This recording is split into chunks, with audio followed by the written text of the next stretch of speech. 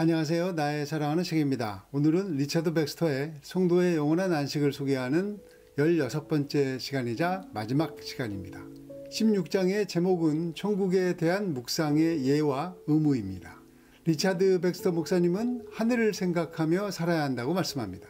위로부터 생명을 받아야 하고 위에 소망이 있기 때문입니다. 지금도 시시각각 쏟아져 나오는 세상의 수많은 책은 인간이 이 땅에서 답을 찾으려는 이야기입니다. 사람은 세상에서 그리고 자신 안에서 그 해답을 찾으려고 합니다. 그러니 결국 허망해집니다. 사람은 위에서 오는 것으로 살았던 존재이기 때문입니다. 완전히 낭망해서 길을 잃었을 때 사람은 땅을 보거나 하늘을 봅니다. 둘 다 절망의 표현이지만 하늘을 쳐다보는 것은 영적인 행동입니다. 슬프고 낙담할 때 하늘을 올려다보는 것은 오직 사람만 하는 행동입니다. 동물은 그러지 않습니다. 인간은 위로부터 살 길이 내려오고 내가 돌아가야 할 곳은 결국 위에 있다는 것을 암시하는 행동이라고 추측해 볼 수 있습니다. 그렇다면 천국을 생각하고 하늘에 계신 예수님을 생각하며 살아야 하는데 불신자도 아니고 교회에 다니면서도 왜 그렇게도 땅을 생각하며 살까요? 천국이 하나도 실제되지 못했기 때문이고 하나님의 사랑에 항복하지도 않았기 때문일 수 있습니다. 천국이 마음에서 돈처럼 실제가 되었다면 천국을 생각하지 말라고 해도 생각하면서 살 것입니다. 그렇다면 어떻게 해야 할까요? 그렇다는 사실이 인정은 되는데 천국이나 예수님을 생각하며 사는 것이 잘 안 된다면 어떻게 해야 할까요? 발췌한 마지막 문장에서 그 답을 찾으실 수 있기를 바라며 글을 먼저 읽겠습니다. 16장 천국에 대한 묵상의 예와 의무. 하늘나라에 당신의 영원한 안식이 있음을 기억하라. 그 뛰어남과 실제함을 연구하라. 하늘의 기쁨과 땅의 기쁨을 비교하면서 감각에서 믿음으로 올라가라. 하나님을 경외함으로 당신의 사정을 아뢰고 특히 당신의 마음에 대해 주께 진지하게 간청하라. 굳은 마음에 불길이 타오르기를 간구하고 죄인의 자리와 세상을 살아가는 자리에서 하나님을 뜨겁게 사랑하는 자리로 열매 없는 슬픔의 상태에서 기쁨이 넘치는 마음으로 변하도록 간청하라. 하늘 아버지께서 당신을 자기 아들의 배필로 받으시고 당신에게 영광의 면류관을 받으라고 명하신다.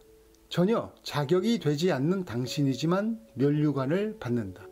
이것이 거저 주시는 구속의 계획이었으며 영원한 사랑의 목적이었다.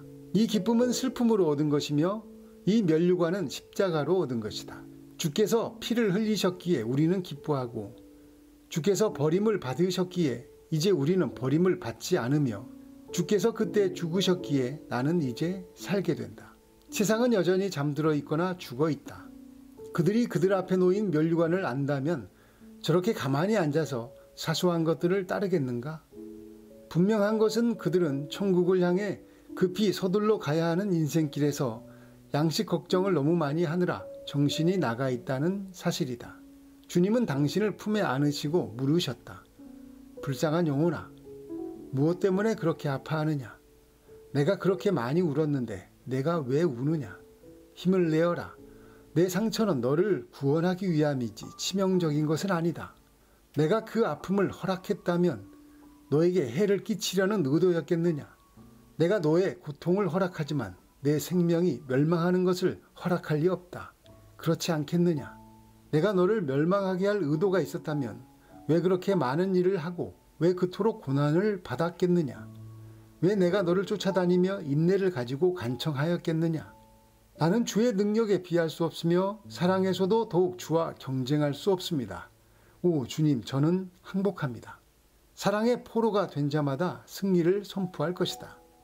그 사랑이 우리를 승리 가운데 땅에서 하늘로 인도할 것이며 죽음에서 생명으로 심판받는 자리에서 하늘 보좌로 이끌 것이다. 주께서 저를 사랑하시는 분량만큼 제가 주를 사랑할 수 없다고 해서 주를 전혀 사랑하지 않을 수는 없습니다. 제가 제 자신과 친구들을 향해 갖는 사랑의 느낌으로라도 주를 향해 당신을 사랑합니다 라고 말할 수 있으면 좋겠습니다. 사도처럼 제가 주를 사랑하는 줄을 주께서 아십니다 라고 말하지는 못하더라도 주를 사랑하고 싶어 하는 이 마음을 주께서 아십니다 라고 말할 수 있기를 바랍니다. 지금 주님과 사랑으로 병이 들라. 그러면 당신은 그곳에서 사랑으로 건강하게 잘 지내게 될 것이다. 주 안에서 기뻐하라는 명령은 주의 명령이 아니던가? 왜 실망하는가? 내가 기뻐하고자 하면 하나님은 얼마든지 기쁨을 주신다. 주께서는 내가 즐거워할 때 즐거워하신다. 주께서는 내가 묵상 가운데 주께 가까이 갈 때, 주의 선함을 감미롭게 생각하며 살아갈 때 온종일 기쁨을 주실 것이다. 어떤 사람이 죽어가며 말한 것처럼 말하라. 자연을 살피는 가운데 하나님의 위엄에 감탄하였고 그분의 선하심을 찬미하였으며 믿음으로 그분을 주로 여기고 바라며 구하여 왔다. 이제 시간이 되어 전능하신 주 하나님을 얼굴과 얼굴로 대할 수 있게 되었으니 기뻐 뛸 정도로 참으로 즐겁구나. 주여, 주께서는 천국에 나의 완전한 기쁨을 예비하셨습니다. 그러므로 제가 그 기쁨을 소유하는 그날까지 그 기쁨을 바라게 도우소서. 제가 바랄 수 없을 때는 바라게 하시고 바랄 때는 기뻐하게 하소서. 아, 나의 사랑하는 주님, 나의 마음은 위의 것에 있으니 거기는 그리스도께서 앉아 계시며 나의 생명이 감추어져 있습니다. 나는 믿음으로 행하고 보는 것으로 행하지 않습니다. 나는 차라리 몸을 떠나 주와 함께 있기를 원합니다. 라고 외치게 하소서. 제가 이 헛된 세상에 무슨 관심이 있겠습니까? 제가 세심한 눈으로 세상을 바라보니 그것은 황량한 광야이며 그 안에 거하는 많은 사람들은 길들지 않은 괴물입니다. 오, 이 육체가 내 영혼을 꿰어 주 앞에 놓은 즐거움보다 이 피곤한 생을 더 좋아하도록 하지 못하게 하소서. 봄의 햇살이 겨울 감옥에서 피조물들을 나오게 하듯 큰 불꽃이 작은 불꽃을 사로잡듯 제 영혼을 사로잡아 신속히 이끄소서. 만일 제게 이 땅에서 보낼 시간이 더 있다면 제가 한때 주님 없이 세상에서 살았던 것처럼 이제 남은 생을 당신 안에서 세상이 없는 듯 살게 하소서. 내 육체가 내 영이 싫어하는 것을 바라듯 이제 나의 영은 나의 육체가 싫어하는 그날을 바라옵니다. 그렇습니다. 모든 피조물이 말합니다. 오소서. 이 썩어짐의 종노릇 하는 데서 해방되어 하나님의 아들들의 영광의 자유에 이르기를 원합니다. 주께서 친히 내가 진실로 속히 오리라고 말씀하셨으니 아멘. 주 예수여 오시옵소서. 우리는 왜 그렇게 살아야 한다고 생각만 하고 실제로는 천국을 생각하거나 예수님을 생각하며 사는 삶을 살아가지 못할까요? 그만큼 소원하지 않기 때문입니다. 마음이 주님께 사로잡히지 않아서 그렇습니다. 예를 들어서 제가 불치병에 걸려서 곧 죽게 되었다고 가정해 보겠습니다.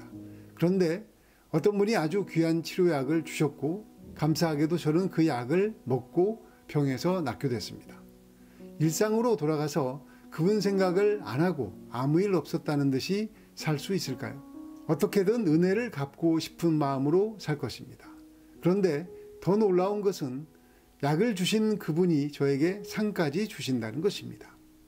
선수들이 우승하면 쓰는 왕관 같은 것을 주십니다. 상은 그분이 받아야 하는데 제가 상까지 받는다는 것입니다. 예수님을 만나는 것은 이것보다 사실 더욱 강력한 것입니다. 주님을 실제로 만나서 그 생명을 받았다면 하늘이 아니라 땅을 더 많이 생각하며 살 수는 없습니다. 하나님이 죽을 수밖에 없고 영원히 망할 수밖에 없는 우리를 당신의 하나뿐인 아들 예수님을 죽여서까지 대가를 치르시고 다시 십자가를 통해 살 길을 내셨는데, 그래서 쓰레기 냄새보다 더 지독한 죄인이 신선한 바람이 부는 곳으로 초대되어서 영원한 생명을 받았는데 하늘보다 땅을 더 좋아하며 산다는 것은 뭔가 잘못된 것입니다. 주님을 정말 만난 것인지부터 다시 생각해 봐야 합니다.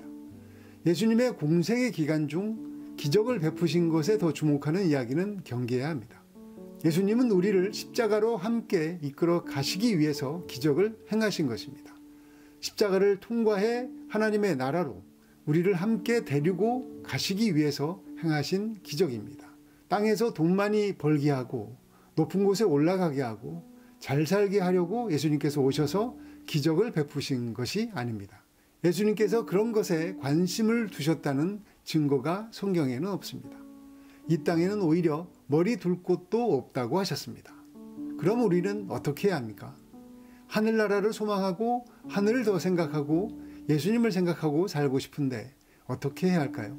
하나님의 사랑의 마음이 점령당해야 합니다.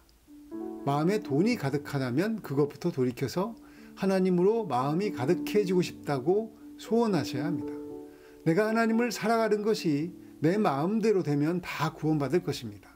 그래서 내가 정말 하나님을 사랑하고 싶은지 그 마음부터 확인해야 합니다. 그 마음이 확인된다면 빛이 보일 것입니다. 하나님의 사랑이 내 마음을 점령하실 수 있기 때문입니다. 하나님의 사랑이 마음에 들어와 내가 새로운 생명을 받았다는 것이 실감나면 땅의 일에 연연하지 않게 될 것입니다. 그래서 가장 먼저 구해야 할 것은 하나님을 경험하고 싶다고, 하나님을 알고 싶다고 기도하는 것입니다. 제가 우리 아이들에게 세상에서 높은 자리 비슷한 곳에 가보니까 별 의미 없더라. 사람들은 내가 아니라 자리를 보고 달려들더라. 또 많은 돈을 위해 사는 것도 의미 없더라. 이런 이야기를 합니다. 그럼 아이들이 뭐라고 합니까? 그건 아빠가 해봤으니까 해보고 나서 의미 없다고 하는 것 아니냐고 반문합니다.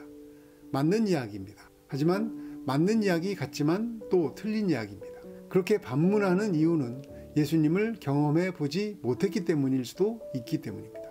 만일 어떤 영역에서든 예수님과 십자가에서 연합해서 나의 뜻이 죽고 그때 예수님이 나에게 무슨 생각을 주시고 내 마음을 주님이 어떻게 바꾸시는지를 경험해 봤다면, 그래서 하나님의 크신 사랑에 점령당해 본 경험이 선명하다면 그렇게 반분하기는 쉽지 않기 때문입니다. 하나님을 경험할수록 세상에 열려있는 수많은 문은 우리를 유혹하지 못할 것입니다. 좁은 길이 커 보이려면 예수님을 더욱 만나야 합니다. 그럼 세상에 열린 수많은 문들은 열어보지도 않고 지나칠 수 있습니다. 돈의 문, 권력의 문, 성공의 문, 좋은 직장으로 가는 취업의 문. 그럼 또 질문할 수 있습니다. 그런 세상의 문들은 모두 나쁜 것입니까?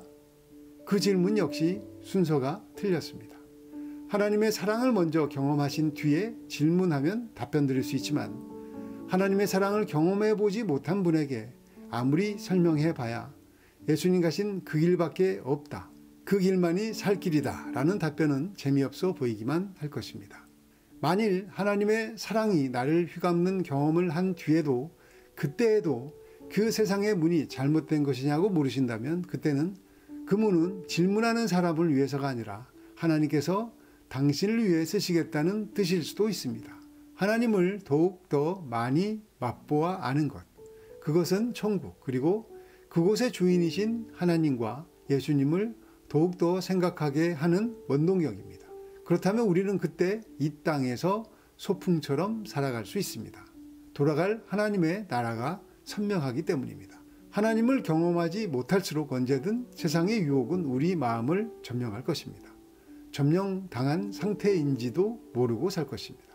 감사한 것은 하나님을 구하면 하나님은 만나 주신다는 것입니다.